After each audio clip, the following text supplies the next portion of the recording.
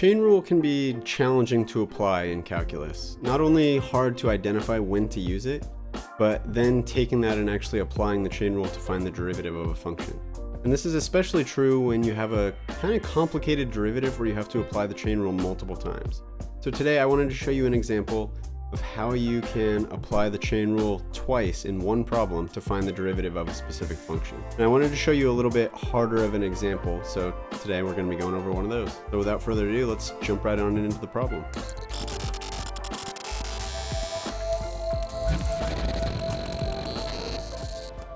Like I said in the intro, today we're going to be going over this problem here. We're going to find the derivative of cosine of e to the 3x to the fourth minus 12x plus 2, which is an example of a function that we actually need to apply chain rule twice in order to find the derivative of this function. Before we jump into this problem though, I do also want to mention I'm going to assume that you have a basic understanding of how to apply the chain rule in general, and we're just taking that a step further with this video. If you don't know how to do chain rule at all, I have made another video, just my most recent video, that goes over how to do this on a little bit simpler example, and now this one we're taking it a bit further. So if you need to go check that one out first, go ahead, push pause on this video, go check that one out, and then come back and finish this video. So I wanted to build on chain rule a little bit to show you how to find the derivative of a little bit more complex function, because this is actually one of the topics covered on my free Calculus 1 study guide and also my complete Calculus 1 package.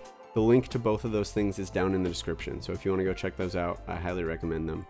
They should be a huge help to you. But let's go ahead and jump into this problem. So like I said in my other chain rule video that I made couple days ago, to find the derivative of a function using the chain rule, we basically just need to first figure out what our inside function and our outside function is, and then we can apply chain rule.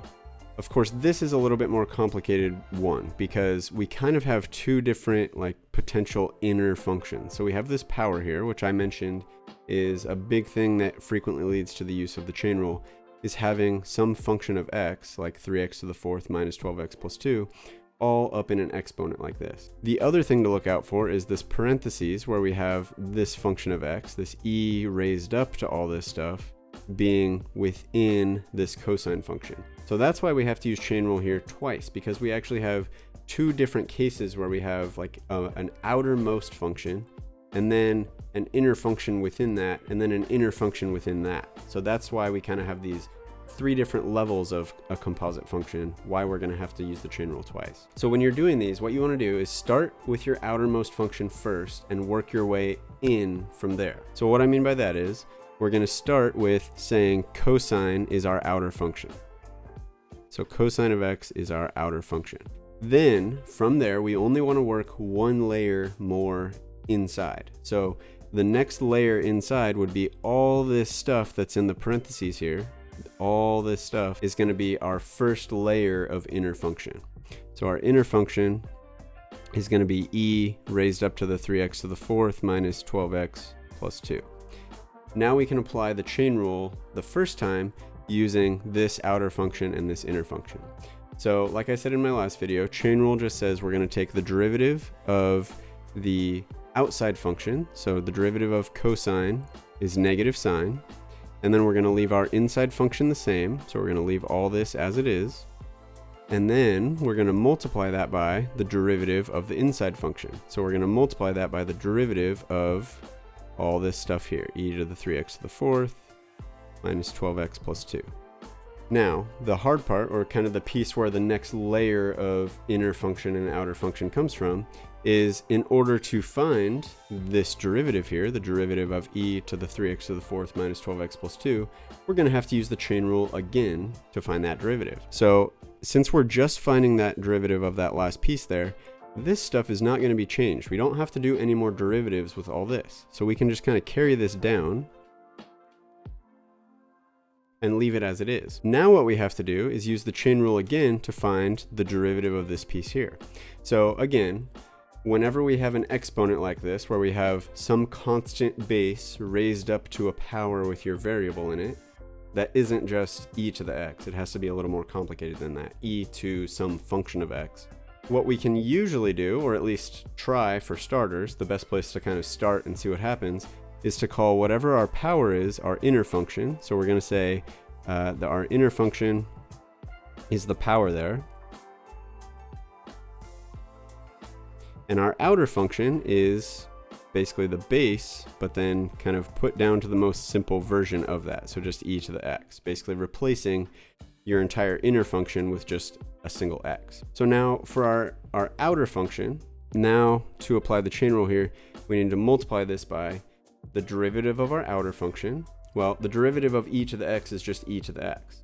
So this is still going to remain e, and then our inner function is going to stay the same. So our inner function is our power.